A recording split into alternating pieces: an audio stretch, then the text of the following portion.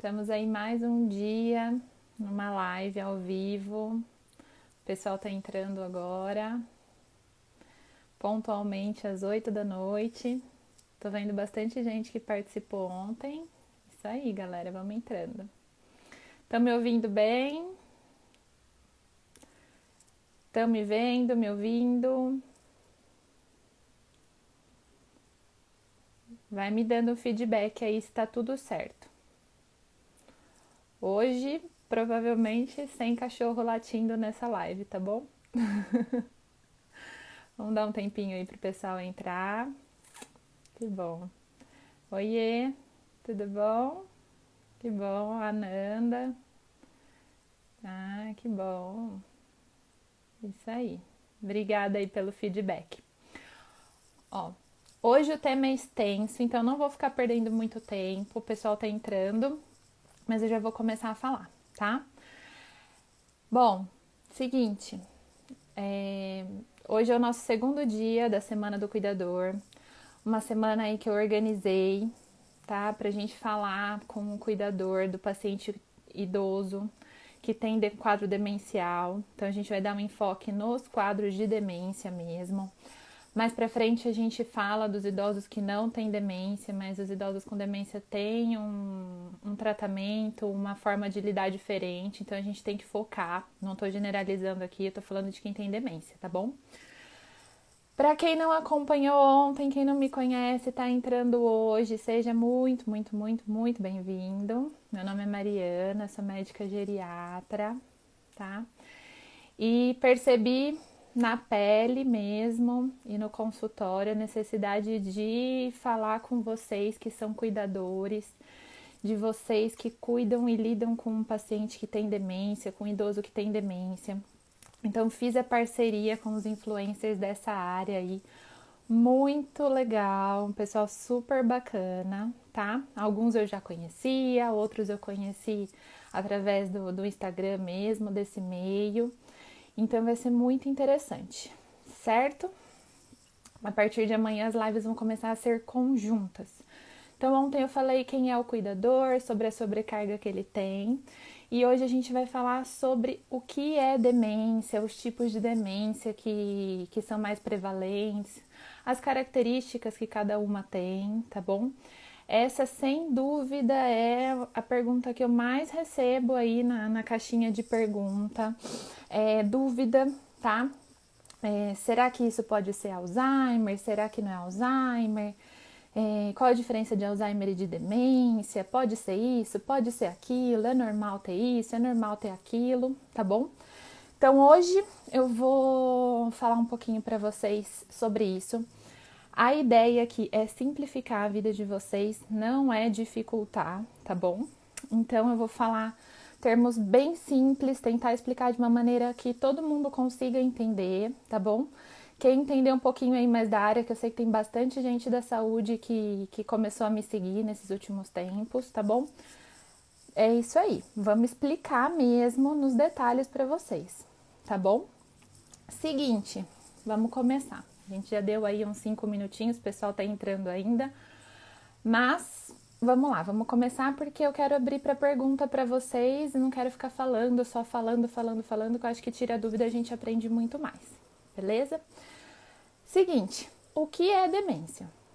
Primeiro ponto, o que é demência? Demência é um declínio da capacidade de cognição do paciente. O que é isso? É a pessoa perder alguma funcionalidade do cérebro dela, certo?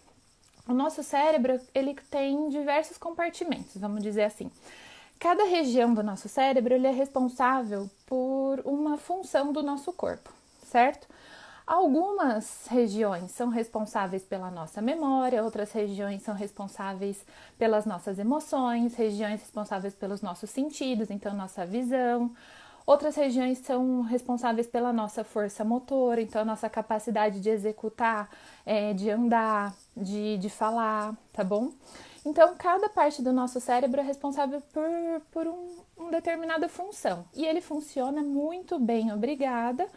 Tudo em conjunto, tudo integrado, isso tudo é feito sozinho, a gente vai vivendo aí sem precisar coordenar isso.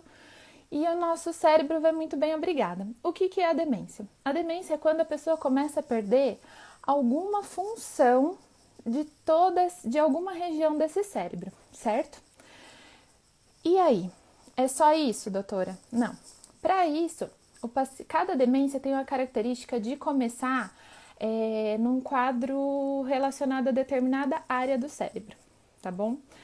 Mas para a gente chamar de demência, não basta a pessoa perder parte dessa cognição, tá? Ela também tem que, isso tem que representar para ela alguma coisa no dia a dia.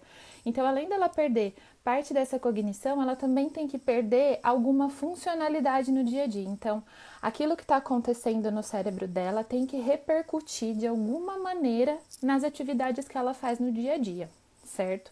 Isso é chamado de demência.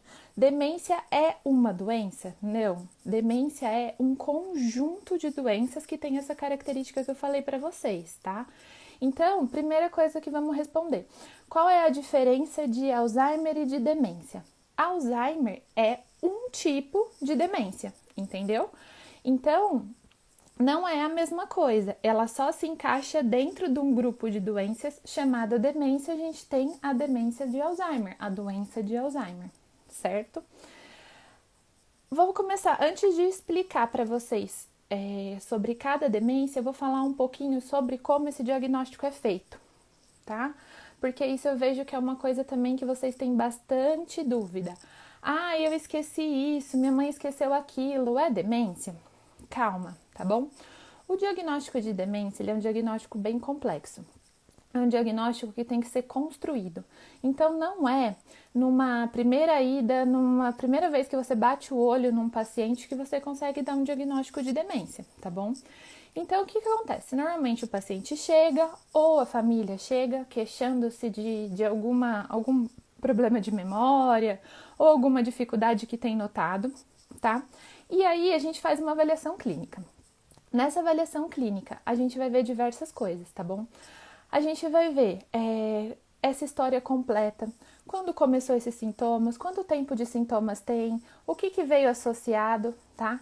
Se teve história, é só memória, ou ele começou a ter alguma dificuldade para andar, junto com isso, quanto tempo veio cada sintoma, quanto tempo faz que parou de conseguir fazer tal coisa, quanto tempo faz que não consegue dirigir mais, essas coisas, tá bom? Então a gente faz uma história clínica bem completa.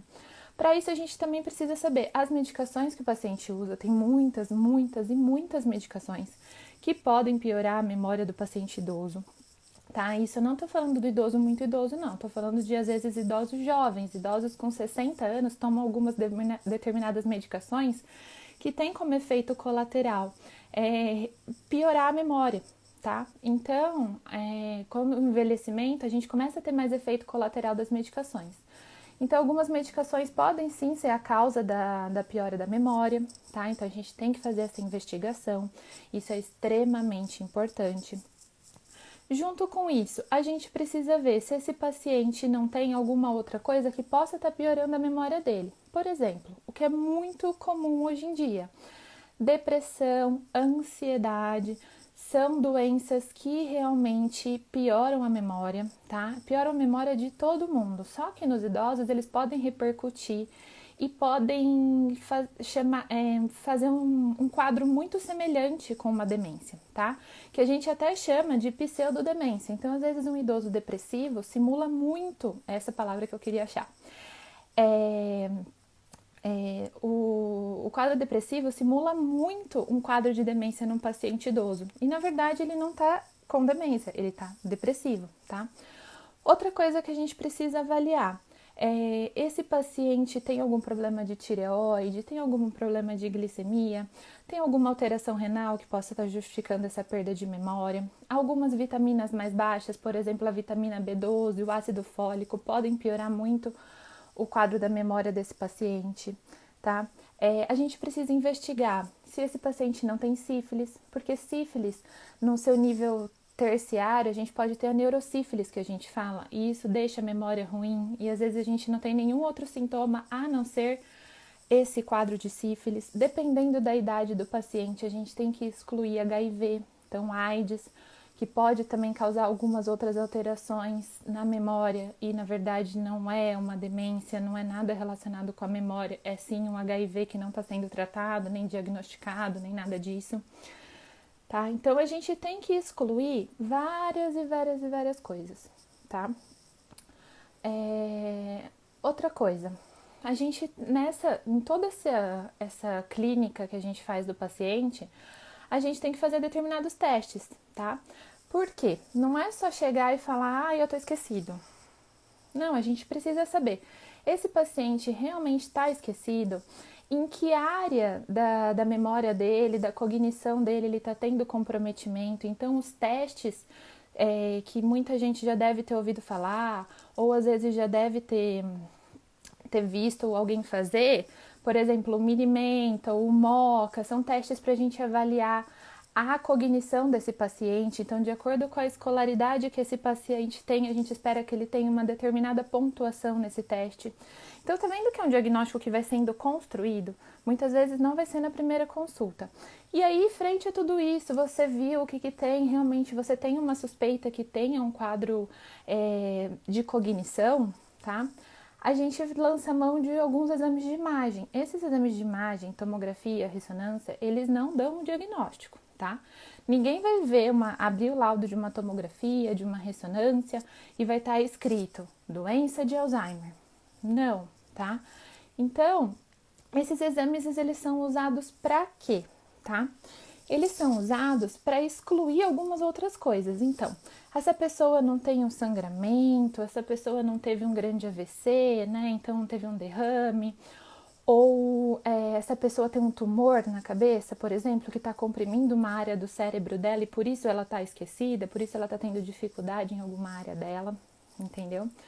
Então, a tomografia principalmente faz isso pra gente, a ressonância ela já consegue dar alguns indícios, né? Então, realmente, junto com a clínica, junto com todos esses exames que a gente fez, a ressonância, a gente consegue falar, não, realmente, acho que é a demência X, entendeu? Mas eles não dão um diagnóstico sozinho, então não é simplesmente fazer uma ressonância que vai falar, tenho Alzheimer, não tenho, etc, certo? Bom, então vamos lá. Então, o paciente foi lá, ele tinha uma queixa compatível, a gente excluiu que teve tudo isso, etc. Fez todos os exames, não tem nenhuma vitamina faltando, tireoide tá ok, tá tudo ok, não tá depressivo, não tá ansioso, tá tudo bem, tá? A gente chama isso de demência? Ainda não, tá? A gente, igual eu falei no começo, isso precisa causar alguma repercussão no dia a dia dessa pessoa. Então, ele precisa perder alguma funcionalidade para a gente chamar de demência. Então, ele precisa estar tendo algum prejuízo para a gente chamar isso de demência, certo? Aí é que tá. Pode ser que essa pessoa ainda não tenha nenhum prejuízo, certo? O que ela vai ter, então?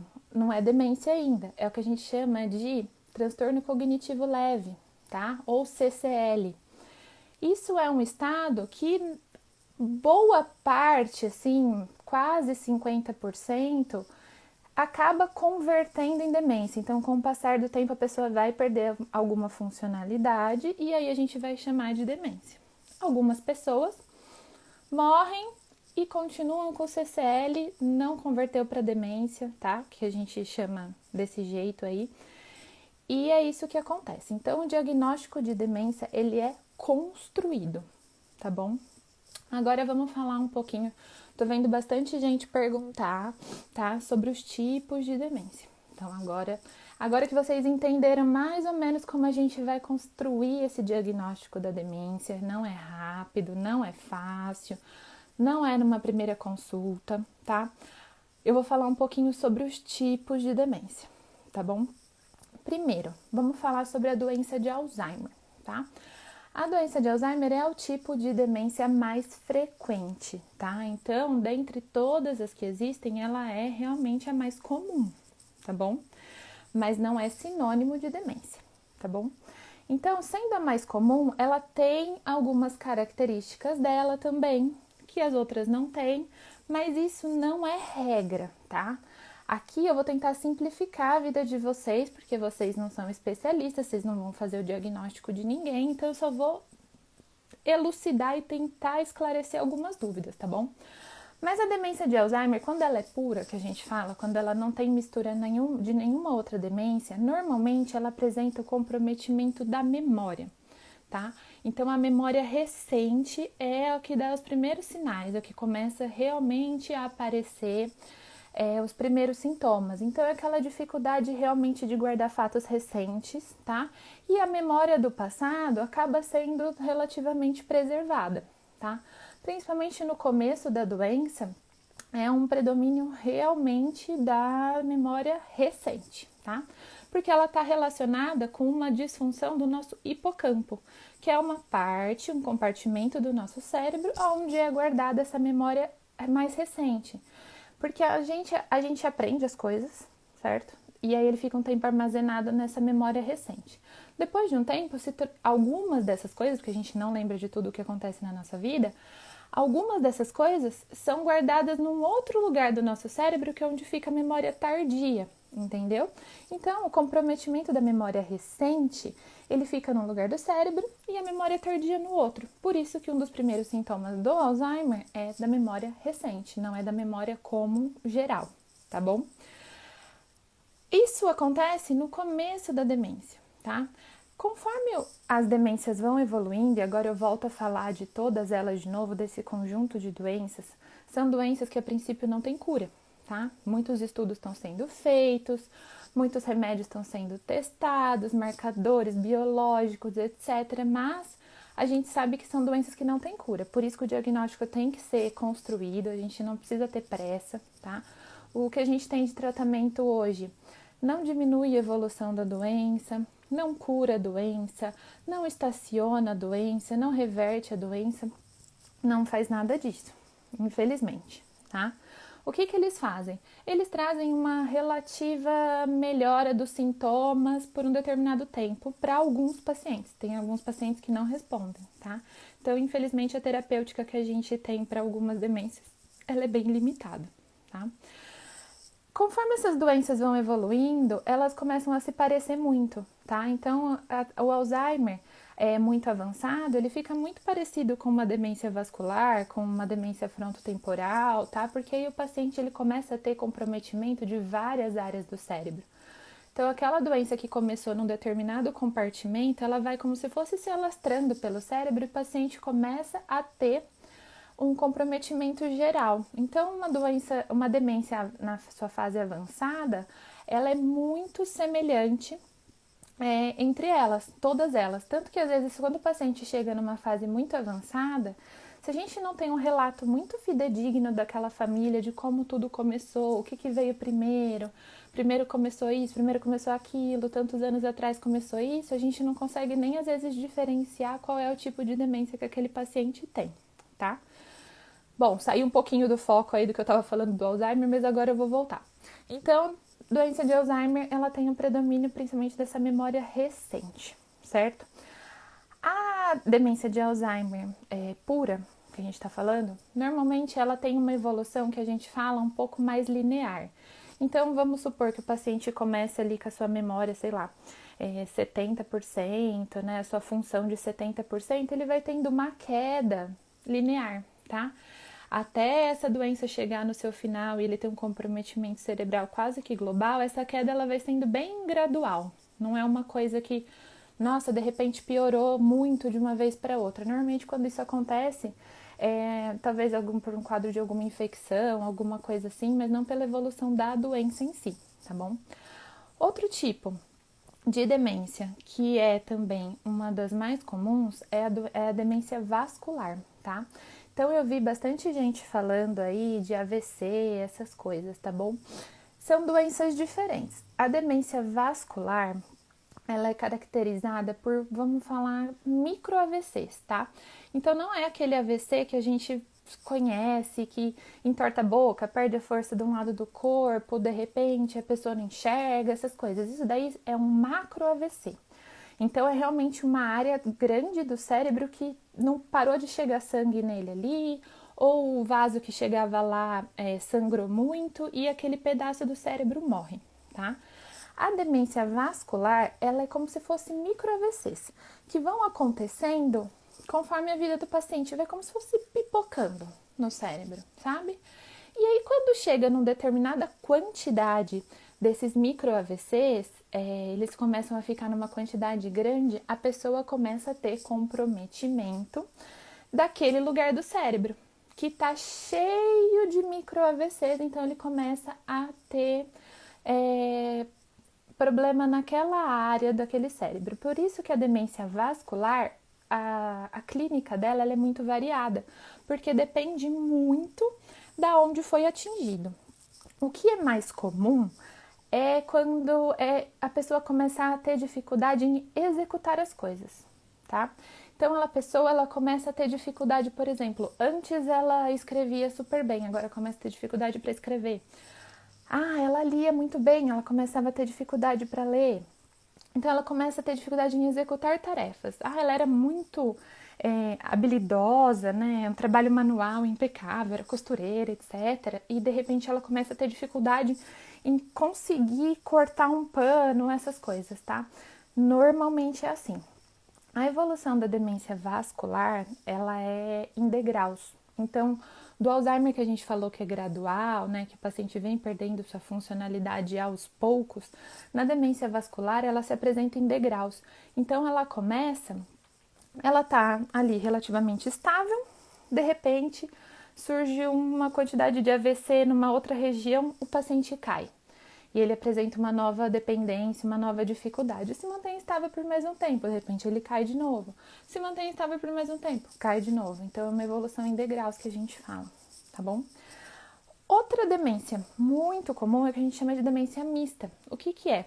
É a mistura do Alzheimer com a vascular, tá? Isso tem uma prevalência bem grande, já que os fatores de risco que levam tanto ao Alzheimer quanto à demência vascular, eles são muito semelhantes. Hoje em dia a gente sabe que os fatores de risco para essas duas doenças são muito, muito, muito semelhantes. Que são pressão alta, diabetes, sedentarismo, alimentação desregulada, então paciente que tem colesterol alterado também, tá? Tabagismo, uso de drogas, essas coisas, tá? Então, essa demência mista, ela acaba se misturando. Então, a gente às vezes tem bastante micro AVCs, mas também tem um sintoma de memória. E aí, dentro do quadro todo, a gente consegue fechar um diagnóstico de demência mista, tá bom? Bom, já falamos aí de 3 tipos de demência, tá? Vou seguir falando, só vou dar uma respirada aqui. A gente tem a demência de Lewy, ou Levy, que a gente fala, tá? Corpúsculos de Lewy, corpúsculos de Levy, cada lugar fala de um jeito. O que essa demência é? Essa demência ela é caracterizada por um aparecimento de um parkinsonismo, então sintomas de Parkinson, somados a sintomas de memória, tá? Então, o paciente às vezes tem alucinação e começa a ter sintomas de Parkinson, por exemplo, como tremor, instabilidade de marcha, aumenta o risco dele cair, né? Então ele começa a ficar mais rígido e dentro do espaço de 1 ano aparecem os sintomas de demência também, tá? Então é um espaço mais curto. Então, são sintomas parecidos com a doença de Parkinson, somados aos sintomas de demência. Essa demência, ela costuma ser um pouco mais agressiva, a evolução dela costuma ser agressiva, o paciente costuma a perder funcionalidade mais rápido do que no Alzheimer, por exemplo, tá? Então, um paciente que se torna dependente, precisa de ajuda nos cuidados mais rapidamente, tá bom? Esse paciente tende a ter alucinação, tá bom? Isso eu falo tende porque não é via de regra, não é todo mundo que vai ter alucinação. Então, além dele ter os sintomas de Parkinson, ele costuma ter alucinação. Um dos sintomas que podem aparecer no começo é um sono muito agitado, então o paciente às vezes cai da cama, aquele sono muito vívido, sabe? Que o paciente briga, não sabe, a hora que ele acorda ele não sabe se foi sonho, se foi verdade, o que aconteceu, tá bom? E aí esse quadro demencial aparece logo junto com os sintomas do Parkinson, tá bom? Falando em Parkinson, acabaram de perguntar aqui, tá? O Parkinson pode levar a um quadro demencial? Sim, pode, tá? Qual que é a diferença, então, para essa demência de corpúsculos de Levy? O tempo, tá? Então, assim, na verdade, alguns estudiosos falam que são espectros da mesma doença, outros defendem que não, etc. Mas isso, via de regra, não muda a vida do paciente, não muda a vida do médico e muito menos a do cuidador, que é com vocês que eu tô conversando aqui, tá? Então, a gente sabe que a partir de 10 anos de uma doença de Parkinson, o paciente pode começar a desenvolver um quadro de demência sim, tá? Só que aí a gente já não chama de demência de corpúsculos de Lewy, a gente vai chamar de demência da doença de Parkinson, tá? Mas aí o sintoma do Parkinson apareceu e depois de 10 anos ou mais começaram a aparecer os sintomas de demência, tá? Diferente do que eu falei agora, que a gente tem um intervalo bem mais curto, intervalo às vezes de 1 ano, quando não aparecem juntos os sintomas mesmo, tá bom? Outra demência que também é razoavelmente comum é a demência frontotemporal, tá? Essa demência, ela é caracterizada pela alteração da região frontal do nosso corpo, tá bom? A região frontal do nosso cérebro, não do nosso corpo, desculpa. A região frontal do nosso cérebro, ela é a região responsável, às vezes, pelo nosso comportamento e pela nossa linguagem, tá? Então, a demência frontotemporal tem uma característica de ter uma desinibição, às vezes uma hipersexualização. Então, às vezes o paciente começa a ter um vocabulário às vezes mais vulgar, né, coisa que às vezes ele não tinha antes, uma tendência a mostrar os órgãos genitais, às vezes agarrar pessoas, passar a mão em pessoas, coisa que nunca fez, tá? Essa é uma variante da demência frontotemporal. Outra variante que a gente tem é relacionado à linguagem, tá? Então, a demência frontotemporal, às vezes o paciente ele começa a ter dificuldade em nomear as coisas. Então, por exemplo, você mostra uma caneta para esse paciente e aí fala assim, como chama isso?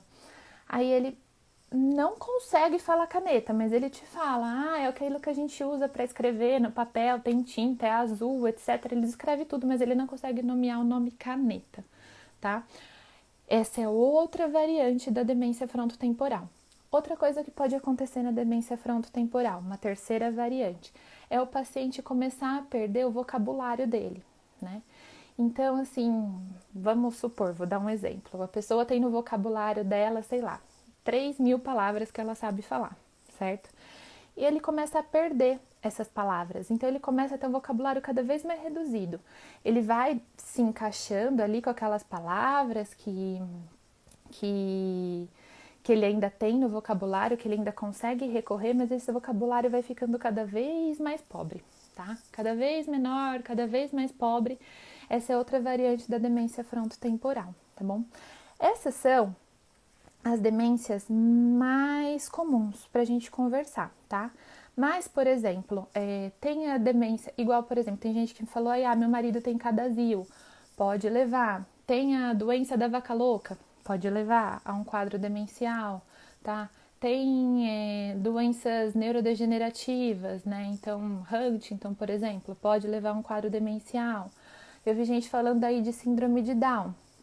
Diretamente, a síndrome de Down não leva a um quadro demencial diretamente, mas a gente sabe que eles têm mais propensão a levar, tá? Outras doenças, por exemplo, doenças psiquiátricas de longa data. A gente sabe que às vezes os pacientes com uma esquizofrenia de longa data podem sim levar a um quadro demencial, mas isso aí a gente não consegue às vezes encaixar em nenhum desses critérios que eu falei pra vocês, tá? E o quadro também é muito atípico, assim, muda muito, tá bom? Então, assim, são demências um pouco mais difíceis. Uma pergunta que eu recebi ontem, a pessoa eu sei que está esperando essa resposta, tá? É se a hidrocefalia pode ser confundida com o Alzheimer, tá? Eu acredito que pela pergunta deva ser hidrocefalia de pressão normal, que a gente fala, tá? A hidrocefalia de pressão normal, ela pode sim ser confundida com o Alzheimer, a princípio, tá? Porque a hidrocefalia de pressão normal, ela causa uma alteração da memória, da cognição do paciente, mas junto com isso a gente vê que o paciente começa a ter dificuldade para andar, então ele começa a ficar com uma marcha de arrastando o pé, uma marcha magnética que a gente fala, tá? E normalmente incontinência urinária, então vem esses 3 sintomas juntos. E aí, lembra que eu falei que quando a gente está investigando demência, a gente pede um exame de imagem, uma tomografia ou uma ressonância, etc? Então, é para isso também. Então a gente vai nessa ressonância ou nessa tomografia, vê que o ventrículo, que é uma parte do nosso cérebro que fica cheia de líquido, né, normalmente, tá bem grande, bem inchado. Então a gente consegue às vezes fazer um diagnóstico de hidrocefalia. Dependendo de quanto tempo de sintoma a pessoa tem ou o grau de hidrocefalia que ela tem, isso é reversível, tá? Então, o paciente, a gente drena esse excesso de líquido que está deixando esse ventrículo dele muito inchado e aí ele retoma a vida normal, tá? Alguns pacientes não retomam tudo, outros retomam um pouco, outros não retomam nada, tá bom? Então, assim, a princípio pode ser confundido por ter essa alteração de memória, mas são doenças completamente diferentes, tá? Tem gente falando aí que tem a mãe de uma amiga que perdeu a fala e não fala mais nada, tá? Assim, isso a gente tem que ver. Pode ser que ela tenha tido um AVC, um macro AVC, né? Que comprometeu a área da fala, então ela não consiga mais falar. Pode ser que ela já tenha um quadro demencial muito avançado. Então, por exemplo, se ela tiver um Alzheimer muito avançado, uma demência mista muito avançada, uma frontotemporal muito avançada, a tendência sim é o paciente ir cada vez se comunicando menos, tá? Então, esse paciente ele vai ficando cada vez mais debilitado, né?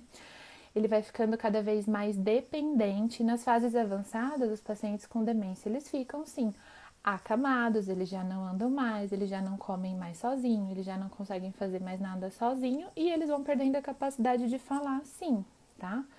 Até o último exame, o último estágio da demência do Alzheimer, por exemplo, o paciente ele fica em posição fetal, que a gente fala, né? Então o cérebro dele vai sofrendo uma agressão e uma atrofia tão grande de todos os lugares que ele vai ficando na posição de fetinho. Então aquele idoso começa a ficar rígido, não começa mais a movimentar o corpo e começa a ficar na posição que o feto fica na barriga da mãe, que é o que a gente chama de posição fetal. Entendeu? Que mais que vocês têm de dúvida aí? Bom, vi um pessoal perguntando aí sobre tratamento, tá? Vou repetir aqui de novo para vocês, tá bom? O tratamento das demências em si, eles não são curativos, eles não interrompem a evolução da doença, tá? Os tratamentos que a gente tem hoje, eles podem ajudar no comportamento, tá bom? Então, eles ajudam no comportamento, às vezes melhora a memória no período razoavelmente curto, no início da doença, tá bom? E, infelizmente, a gente não tem um tratamento que mude o prognóstico dessa doença, tá? Porque a gente sabe, infelizmente, que na verdade, muito antes de aparecer o primeiro sintoma da demência, essa doença ela já começou no corpo dessa pessoa há muito tempo, tá? Então a gente tem uma fase pré-clínica que a gente fala, é muito antes de aparecer os primeiros sintomas, mas muito antes mesmo, tá? Então, assim, coisa às vezes de 15 anos antes de aparecer o primeiro sintoma, a doença já começou no corpo da pessoa, tá bom? Tem gente perguntando aí, pode ser hereditário? Tem relação genética, tá? Essa é uma pergunta muito boa, é uma pergunta que várias pessoas fazem realmente, tá? Dentre todas essas que eu falei para vocês, a que mais tem uma relação genética é a demência frontotemporal, tá bom? Que normalmente costuma atingir pacientes mais jovens, tá? Então, às vezes a gente tem paciente com 40 anos que tem uma demência frontotemporal, principalmente quando atinge pacientes bem jovens, costuma ter uma relação genética, tá bom?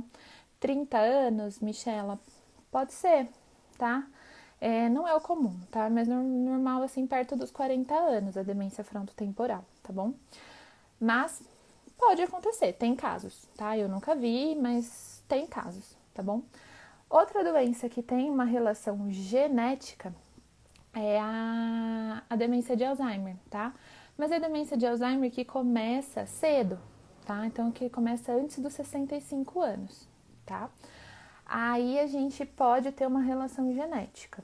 A doença que começa, que é a grande maioria, que começa depois dos 65 anos, é a maioria esmagadora. Eu acho que, se eu não me engano, são 85% dos casos, é que começa depois dos 65 anos, tá bom? E então ela não tem relação genética, ela tem relação com o envelhecimento, tá bom? Então, essas que são as que têm relação genética mais direta, tá bom? Como descobrir com 15 anos de antecedência? Então, Cláudia, aí é que tá. A gente tá tendo um monte de estudos, vários estudos estão sendo feitos, tá? Eles estão às vezes escolhendo líquor, procurando biomarcadores que a gente fala, que demonstrem que esse paciente pode desenvolver um quadro de demência, tá bom? Mas isso por enquanto tá tudo em teste, não é uma coisa que a gente pede de rotina, não tem um protocolo para isso, tá? E mesmo porque a gente tem que pensar no seguinte, tá?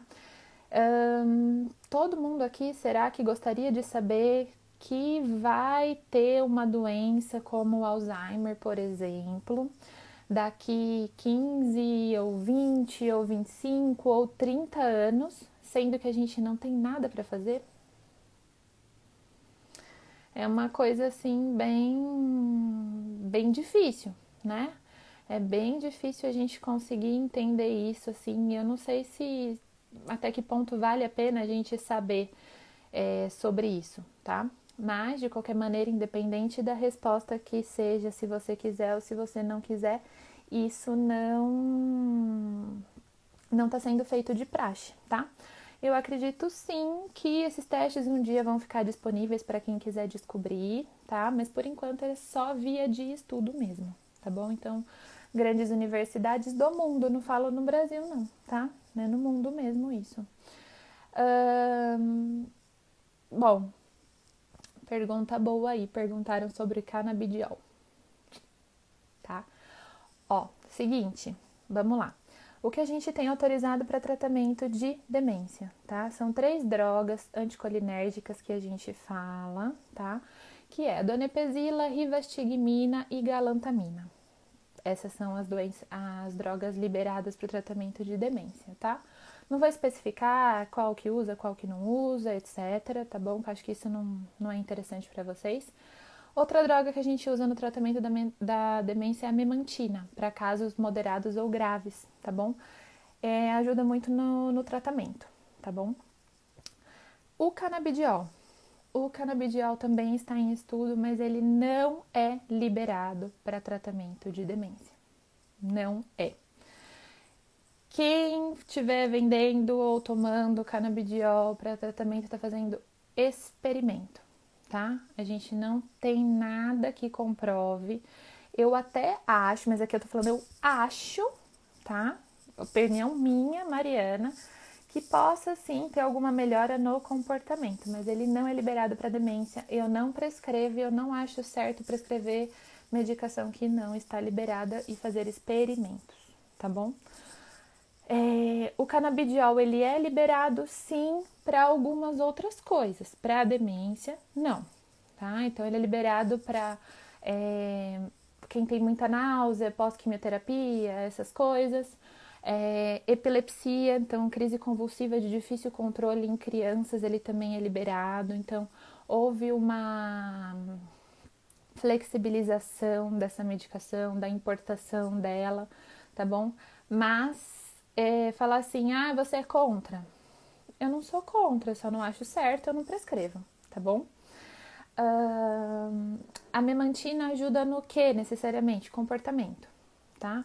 Então, às vezes o paciente com demência, ele começa a ter alguma dificuldade para dormir, ou ele começa a ficar agitado, em vez da gente usar alguns outros remédios, a memantina costuma ter um efeito bem legal, tá bom?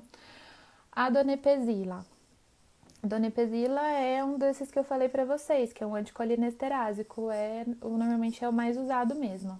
Tem ela, galantamina, rivastigmina. O bom da donepezila é que ela é uma vez por dia, tá? Então, assim, ela tem uma tolerância boa, a dose de 5 miligramas, que é a dose mínima, a gente sabe que já tem um efeito, diferente da galantamina, que tem que começar com uma dose mais baixa, só para o corpo acostumar, para não dar muito efeito colateral, mas essa dose não trata, tá? Então, assim, eu sempre tento passar a donepezila, é o que eu aprendi melhor, é o que eu me dou melhor, normalmente é o que eu passo, mas elas estão equivalentes, tá?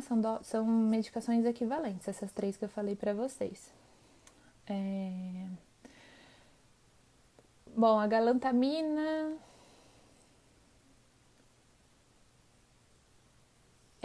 Isso mesmo. Se a galantamina está na dose máxima, o que a gente teria para associar, talvez seria a memantina, dependendo do caso. Mas é isso que eu tô falando para vocês. Vocês têm que ter na cabeça que o tratamento da demência, ele não é medicamentoso, gente. Não é. Ele é comportamental, tá? A gente não tem nenhum medicamento agora que eu vou falar assim, olha, começa a tomar esse porque o negócio vai ficar show. Não é, ele é comportamental, tá? Então, por isso que eu tô falando muito sobre essa semana do cuidador, dessa sobrecarga do cuidador, porque o tratamento da demência não faz o paciente viver mais, não faz o paciente viver melhor, tá? Não muda o curso da doença em si, tá bom? Ele pode ajudar, às vezes, temporariamente, tá?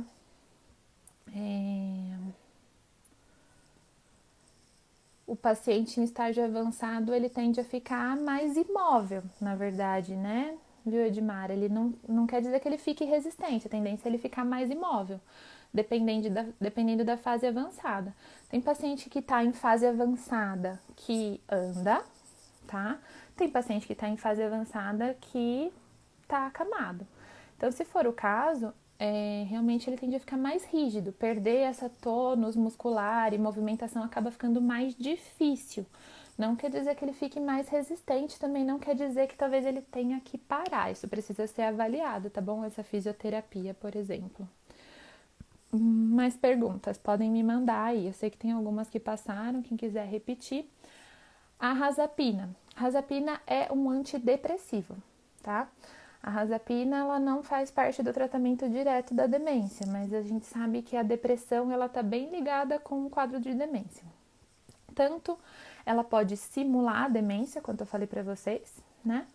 Quanto os pacientes com demência têm mais tendência a apresentar depressão, quanto os pacientes com depressão também têm mais tendência a apresentar demência, tá? Então, assim, mistura muito. Não é incomum, pelo contrário, é bem comum um paciente com demência estar tomando algum tipo de antidepressivo e a razapina é um deles, tá bom?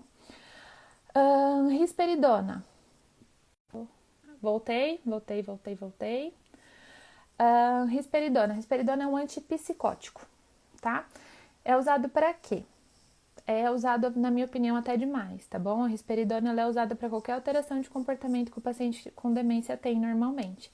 E a gente sabe que a maioria das alterações de comportamento a gente não precisa de remédio. A gente precisa de cuidado e a gente precisa de paciência.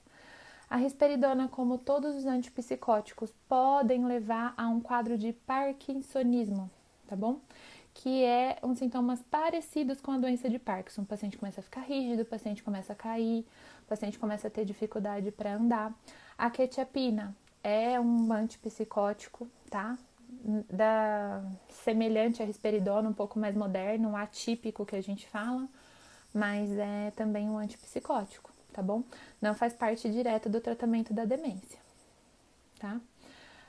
O Cogliv é a galantamina, tá bom? É isso que a gente estava falando. Então, o Cogliv é um dos 3 remédios que a gente estava falando. Isso mesmo, vó da pomba. Muitos remédios podem ser trocados por paciência e muito amor. Perfeito, tá? A gente sabe que cada paciente é cada paciente, tá bom? Mas eu queria deixar muito claro para vocês que não é com remédio que a gente trata a demência. Não ainda, tá? Espero sim que um dia seja, tá? Espero sim, espero ansiosamente que um dia seja com remédio a gente descubra que dá para controlar, que vai ser só uma pressão alta e a gente vai dar aquele remédio, a pessoa vai viver muito, muito, muito bem por muito tempo, tá? Mas por enquanto não é, tá bom? Com muito amor, Nanda, é isso mesmo.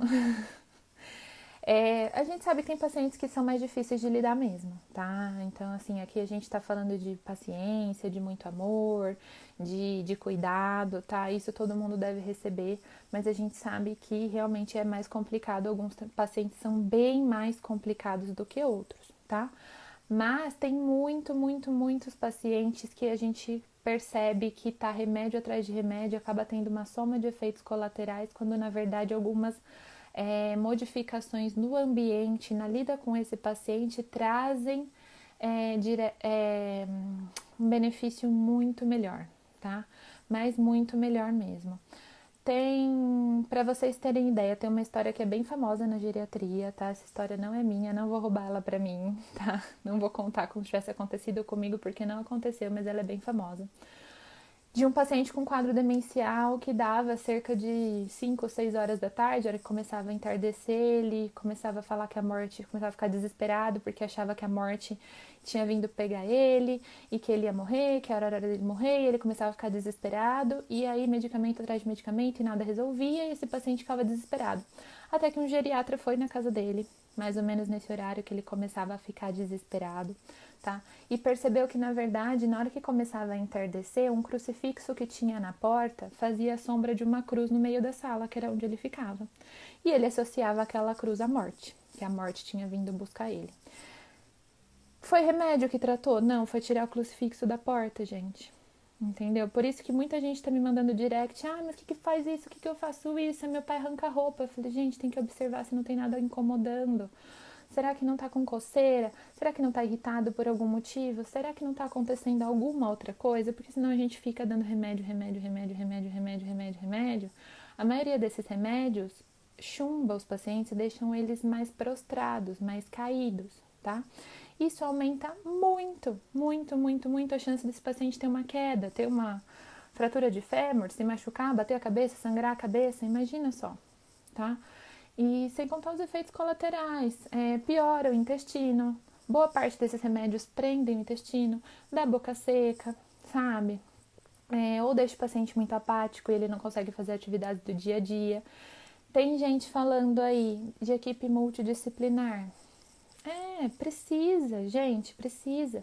Não tem como um paciente com demência não ter uma fisioterapia, não ter uma TO, fazer estímulo cognitivo, fazer treino cognitivo, não ter um psicólogo muitas vezes, tá? Um nutricionista, porque a tendência desse paciente com evoluída doença é perder peso, é comer cada vez menos, tá bom?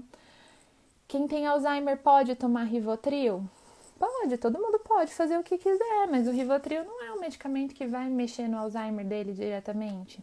Rivotril é um remédio que é para ser usado para uma coisa e virou uma epidemia, tá? Mas isso a gente fala outro dia, não vou falar sobre Rivotril.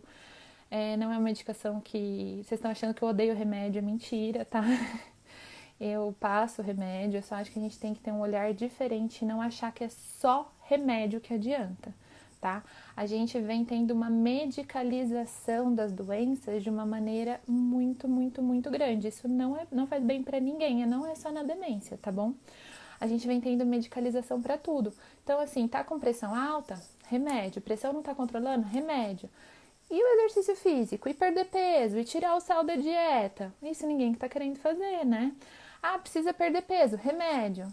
Cara, e alteração nutricional, né? E você fazer um acompanhamento com uma nutricionista, aprender a comer direito, entendeu? Então, tudo isso, a gente tá medicalizando tudo. E a demência também, tá? Então, o paciente tá triste, remédio. O paciente tá agressivo, remédio. O paciente agora tá babando porque não acorda. Ah, então mais remédio, entendeu? Então, calma. Por isso que eu quero que os cuidadores se cuidem, tá? Para vocês conseguirem perceber o que realmente está acontecendo, entendeu? Será que esse paciente ele está ficando agressivo realmente porque é uma alteração da demência dele ou porque alguma coisa está incomodando ele? Ou porque ele está depressivo, ou porque alguém da casa conversa com ele de um jeito diferente, ou porque ele está preocupado com alguma coisa, ou porque ele está com dor. A gente esquece de avaliar essas coisas, entendeu? E o familiar, esse cuidador que tá no dia a dia ali com aquela pessoa, é a melhor pessoa para identificar isso. Porque o médico, ele vai lá e vê esse paciente o quê? 1 hora? A cada 2 meses, né? Então, a gente às vezes na consulta consegue identificar, né? Porque você vai pegando a prática, tudo, você sabe que normalmente acontece mais, mas é você, cuidador, que consegue identificar mais fácil. E é o que a gente tava falando ontem, às vezes é tentativa e erro, entendeu? Então assim, será que é dor? Então, sei lá, vou dar uma dipirona, né? Dipirona, um remédio tranquilo, que se for dor já vai aliviar. Ah, não, ó, dor não é. Ah, será que ele tá com frio? Então vou botar mais blusa. Não, frio não é. Será que é calor? Então vou tirar um pouco a roupa. Entendeu? Então, assim, às vezes a gente fica... Tem muita gente que fala assim, ai, mas eu pergunto, ele fala que não tem nada incomodando. Mas às vezes ele não vai conseguir expressar realmente o que tá incomodando ele, entendeu? Gente, o papo tá muito, muito bom, mas a gente tá quase na hora aí. A gente vai ter que começar a encerrar aqui, tá? Ó, Cris, sua mãe não gosta muito de cuidados, acho que você tá querendo mandar nela. Talvez o jeito de lidar com isso seja diferente mesmo, entendeu? Tenta lidar com ela de um jeito que não pareça que você tá mandando, porque, gente, ninguém gosta de ser mandado. Ninguém gosta. O marido não gosta que a esposa mande, o filho não gosta que o pai mande, o pai também não gosta que o filho mande, tá? Então tenta fazer as coisas de outro jeito, sem parecer que você tá mandando, tá bom? Ó, seguinte, vou ter que começar a encerrar, tá bom? Porque a gente tá acabando com o nosso tempo, foi super legal, foi super bacana. Falei bastante, eu tô até meio fadigada aqui. Essa live também vai ficar salva por 24 horas, tá bom? Vai estar aí junto com os meus stories. Então, quem não conseguiu assistir, quer reassistir, dei bastante informação, tudo, quer ver de novo ou quer indicar para alguém, vai estar 24 horas aí nos meus stories. Então, até amanhã à noite ela vai estar aí, tá bom? As lives, eu tô salvando todas as lives e eu vou disponibilizar para vocês de algum jeito. Eu só tô conversando com a minha equipe aí pra gente ver qual vai ser o melhor jeito para disponibilizar para vocês, tá bom? Então, amanhã, não percam, amanhã a gente continua com essa conversa, tá? Dentro do possível, a gente vai tirar as dúvidas também nas outras lives. Amanhã a live é em conjunta com a avó da Pomba, então a Dona Amália, tá bom? Famosa aí, vai estar um presente com a gente. Vamos ver como, porque tem que ver como que ela vai estar, tá bom? Então, a gente não pode contar que ela fique o tempo que a gente queira, que ela interaja do jeito que a gente quiser, mas amanhã com a avó da Pomba, não percam. A gente vai continuar essas conversas. Guardem as perguntas, amanhã vou tentar responder as perguntas também, tá bom? As lives a partir de amanhã vão ser em conjuntas. Espero ter ajudado vocês, viu? Foi um prazer. Espero ter ficado um pouco mais claro, ter iluminado um pouquinho a ideia que vocês têm sobre demência, sobre remédios, sobre os tipos, algumas dúvidas que são bem comuns. Tá bom? Então, fiquem com Deus. Até amanhã, no mesmo horário, 8 horas, não percam, tá bom? Até mais!